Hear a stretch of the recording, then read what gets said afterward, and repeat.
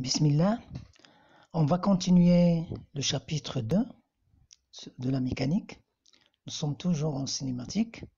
Donc après la remarque qu'on vient de voir, dans laquelle on a exposé deux exercices, maintenant on va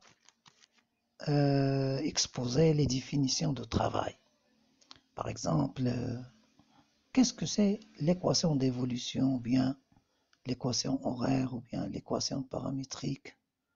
Alors, la définition, c'est que ce sont des relations qui lient la position du point M, la position du point M en fonction du temps dans l'espace. La position de M dans l'espace en fonction du paramètre T. Bien.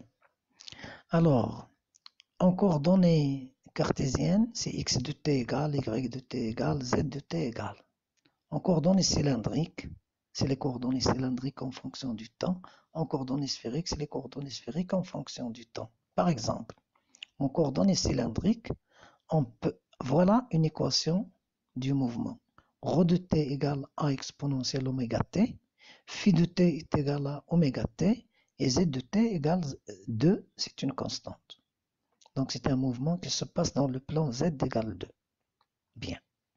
Alors, ça c'est l'équation horaire du mouvement. Alors, le vecteur position, c'est l'écriture du vecteur OM est égal, soit x, y, z, i, soit x, y, j, z, k, soit par exemple à ρ, euro plus z, k, soit par exemple à r, er, en coordonnées sphériques par exemple. Bien. La vitesse, je dérive OM par rapport au temps. Et j'obtiens donc l'expression de la vitesse. Sa norme, je calcule sa norme et c'est la norme de la vitesse. Alors, l'accélération, c'est la deuxième dérivée du vecteur position. Donc, c'est x2 point i, y2 point j, z2 point k. Sa norme, je calcule sa norme. C'est un calcul mathématique simple. L'accélération peut avoir deux composantes, une composante tangentielle et une composante normale. La composante tangentielle, c'est une composante qui est tangente à la trajectoire, mais qui peut être dans le même sens que v, et dans ces conditions-là, on dit que le mouvement est accéléré, dans le sens contraire à v, et alors le mouvement est dit retardé. L'accélération normale, elle, est toujours dirigée vers la concavité de la courbe. Il est toujours dirigé vers la concavité de la courbe. Donc pour une ligne rectiligne, il n'y a pas d'accélération normale. Si la trajectoire est une ligne droite, donc cette ligne droite n'a pas de concavité, donc il n'y a pas d'accélération normale. Il n'y a que l'accélération tangentielle. Bien. Quelques mouvements particuliers. Le mouvement rectiligne, c'est quoi? Le mouvement rectiligne, c'est lorsque la trajectoire est une droite. Il est dirigé suivant un vecteur unitaire que nous pouvons noter, par exemple U ou là, n'importe quel vecteur. Si c'est l'axe OX, c'est I, ainsi de suite. Dans le cas où la vitesse possède une direction constante, le mouvement est dit rectiligne uniforme. Alors, si la vitesse est constante, si la norme de la vitesse est constante, alors le mouvement est dit uniforme. Alors, si la trajectoire est rectiligne et la vitesse est constante, elle est rectiligne uniforme. Dans le cas d'un mouvement circulaire, c'est-à-dire que le point M trace une trajectoire cercle, alors dans ces conditions-là, on peut travailler en coordonnées polaires et prendre l'angle θ, c'est l'angle de rotation du point M, et écrire alors le vecteur OM en fonction de θ comme ρ, comme R est une constante, donc c'est ρ égale constante, comme équation paramétrique.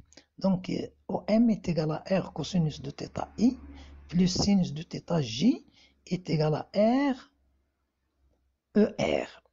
Ici donc, on a travaillé avec les coordonnées polaires, mais on n'a pas choisi ρ et φ, on a choisi R et θ. J'aurais dû le corriger, ce n'est pas grave. Mais de toute façon, on doit savoir que une distance et un angle. En coordonnées polaires, on travaille avec une distance et un angle. L'angle ici, je l'ai appelé θ et la distance, c'est R.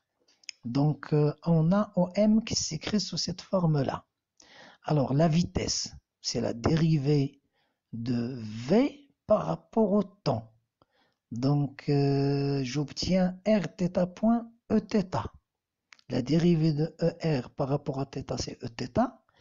Et j'ajoute θ point R. Donc, j'obtiens ce résultat. On peut le faire aussi en coordonnées cartésiennes et trouver le même résultat. Bien. La norme de la vitesse donc est égale à R, valeur absolue de θ point. Bien. Il est clair que la vitesse est toujours perpendiculaire à OM dans ce cas-là, parce que OM est le rayon du cercle. Bien.